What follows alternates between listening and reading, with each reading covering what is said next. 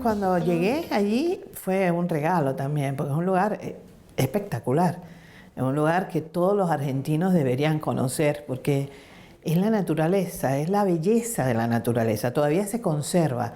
Entonces, eso es lo primero, el lugar es fantástico.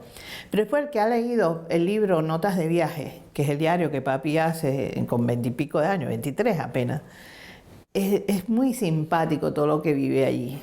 Y entonces, estar en ese lugar y recordarte lo que él vivió es como volverlo a vivir, ¿no? Y las cosas que hacían, y es muy lindo, de verdad. Es tenerlo vivo, que ese es el objetivo de los museos. Tienen que tener vivo al personaje. No es solamente ver algo que él hizo o que dejó, sino poder palpar su vida. Si ese hombre joven, como cualquier argentino, de a pie, sin problema, cómo se empieza a interesar de verdad por su tierra, por su patria, pero sobre todo por la gente que vive en su pueblo. Eso es lo que hace que el Che llegue a ser el Che en Cuba, ¿no? Es decir, nunca dejó de sentirse argentino. Él hablaba con su dejo natural, y por eso los cubanos, que siempre estamos poniendo sobrenombre a la gente, le empezamos a decir Che. Ese es el origen de su nombre. Y él nunca dejó de sentirse bien con su nombre. Es decir, fíjate que la firma del banco, cuando es ministro ya de la banca cubana, él firma Che. Él no firma Ernesto Guevara, no, él firma Che. Y ese es su nombre. Entonces, es el nombre que gana en combate. Yo me acuerdo que cuando mi hermano Ernesto era muy pequeñito, le preguntaban, ¿cómo tú te llamas? Y el tipo decía, Ernesto Che Guevara, de la Serna y de la Torre. Es decir, él se llama Ernesto Guevara March, que es el nombre de mi mamá, pero decía todo el nombre de su papá, con el Che incluido, y el de la Torre es el segundo apellido de mi mamá. Entonces era una mezcla rarísima, pero él se llamaba Ernesto Che Guevara. Y un día Fidel le dijo, no, ese Che hay que ganárselo. Se puso molestísimo con mi tío, casi que no lo dejaba caminar, yo pasando vergüenza, era una niñita también, pero yo me sentía responsable, ¿no?, de mi hermanito, entonces lo tuve que agarrar, qué sé yo, y ese día fue tremendo, porque estábamos en la casa donde vivía tío, y tío sale por abajo, ¿no?, así, para abajo, y él se asoma al balcón, y le dice, ¡caballo! Porque a Fidel le decían caballo, el triunfo de la revolución. Y a él no le gustaba eso. Y lo mira así y le dice una palabrota. Y Fidel lo mira y le dice, de verdad que eres un Che Guevara. Casi me quedo con el pantaloncito en las manos porque el tipo estaba orgulloso, había logrado su objetivo, ¿no? El Che es un nombre para Cuba extraordinario. Es un pequeño nombre de 3 letras apenas, pero que lleva un espacio humano extraordinario. Y ese Che es de acá. Es decir, aquí es cuando él comienza a ver realmente quién era su gente. Y ese viaje lo transforma totalmente. Él lo escribe, él dice, el que escribe estas notas es otra persona, ¿no? Ese viaje me ha transformado más de lo que yo pensaba. Y es cierto. Y ahí él comienza a descubrir un mundo diferente. Gente que son partes del pueblo, que son además simpáticos personajes. Él los describe muy bien, pero a la misma vez son las raíces de tu cultura.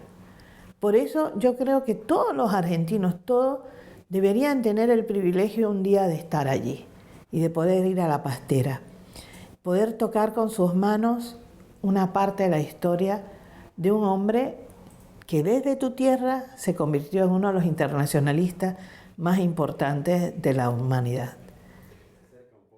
Sí, yo acabo de presentar ahora en Colombia y en Cuba un pequeño libro que hicimos que se llama Che y la medicina. Ahí traté de recuperar todo lo que mi papá había escrito como médico. Y es que hasta el último momento de su vida en Bolivia, él sigue siendo médico. Pero ese médico diferente, ese médico que es capaz, por ejemplo, en el Congo, él entra como médico para un poco cuidar, no herir sentimientos, qué sé yo. Ya era un combatiente reconocido internacionalmente. Y él entra ahí como un médico. Y estando allá, una malaria que le da y tiene fiebre, bueno, lo atienden, le ponen tratamiento, pero él se queda como en un cerro, ¿no? Y en esa noche llega un herido de balas y el único médico que está es él porque los otros están en la parte de abajo del campamento. Así que él va a atender al paciente. Lloviendo, él está enfermo, atiende al paciente herido de bala y él empeora su estado de salud al punto de que pierde el conocimiento por la fiebre tan alta que le da, tiene una neumonía. Y el médico cubano tiene que volver a subir a atenderlo, el que estaba en la base del campamento. Y es simpático lo que él escribe, porque él cuenta que cuando él recobra el conocimiento, los africanos que están a su alrededor le dicen, oiga, el médico que vino a atenderlo estaba peor que el paciente, porque el médico era gordito y cuando subió el cerro llegó con falta de aire. Pero a pesar de esa situación, fíjate, hay 3 cosas importantes en esa pequeña narración. Mi papá se comporta como médico. No importa si te estás muriendo, no importa. Tú puedes salvar la vida de un ser humano, entonces lo haces. No importa el riesgo. Segundo, es un jefe militar reconocido internacionalmente, pero sigue siendo médico y funciona como tal. Y tercero, no pierde el humor. Siempre tiene un humor al contar, al narrar las cosas, a reírse de él mismo, de sus propias debilidades. Y es una de las cosas que hace que el Che sea un personaje tremendamente completo, ¿no?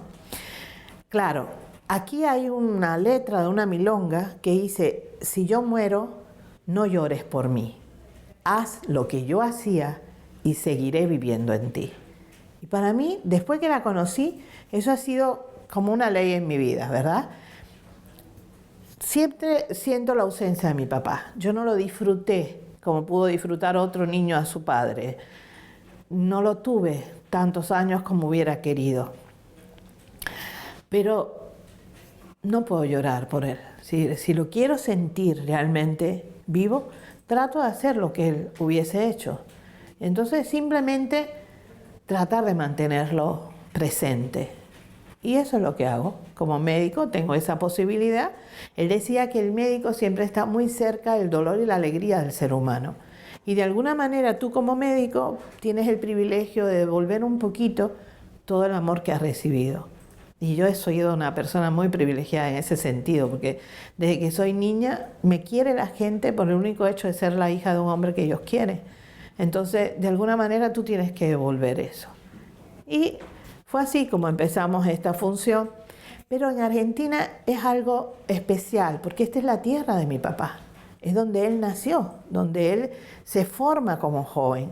Y yo conocí a Argentina superficialmente, si venía a actividades de solidaridad, de cosas, pero eso te queda en una superficie. Cuando empecé a trabajar con la Fundación Un Mundo Mejor es Posible, esta fundación me permitió, a través de los 2 proyectos que Cuba lleva de solidaridad, que son los más importantes, el Yo Sí Puedo, que es el método de alfabetización nuestro, que lo importante que tiene es que no se habla solamente de alfabetizarlo en castellano, en el idioma impuesto, sino en propio idioma autóctono de nuestros pueblos. Eso es lo lindo del Yo Sí Puedo. Pero nos dimos cuenta, haciendo ese programa de alfabetización, que había personas que como que rehuían, que no querían. ¿Por qué? Normalmente si la gente se le da gratuitamente una cosa, lo acepta, ¿no? ¿Por qué entonces? Que no veían. No veían. Ese era el freno. Y ahí comenzó el otro proyecto hermoso que llevamos a cabo, que se llama Operación Milagro. Porque un viejito al cual se le opera por primera vez, se le quitan las cataratas, dice, es un milagro. Y ahí apareció Operación Milagro.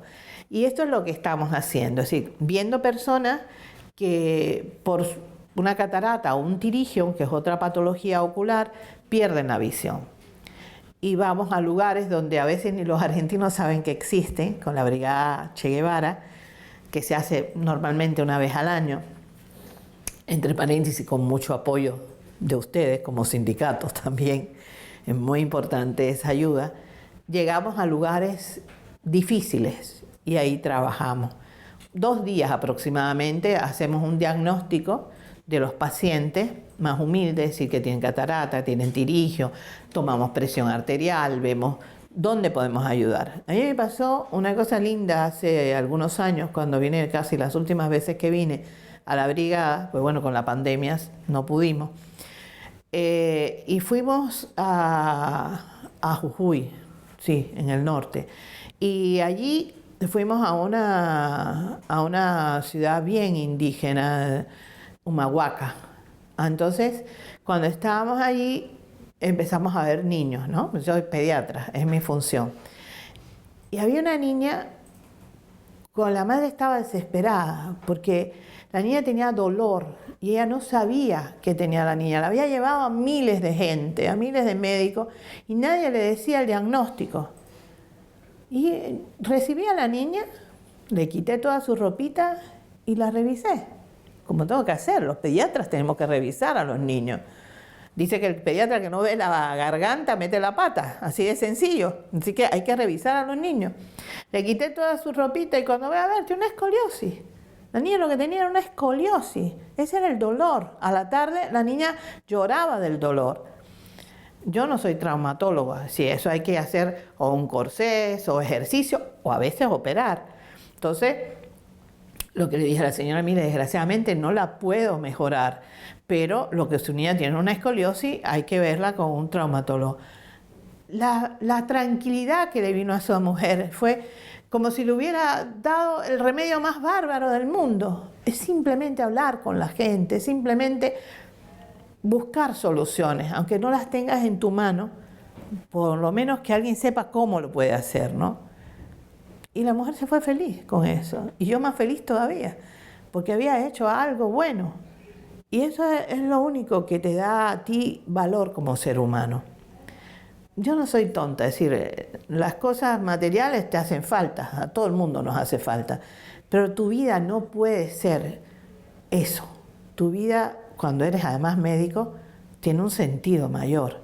Es tratar de proteger vidas, tratar de dar mejor calidad de vida a algún ser humano, pidiendo solo a cambio la gratitud, que es lo más hermoso que uno recibe.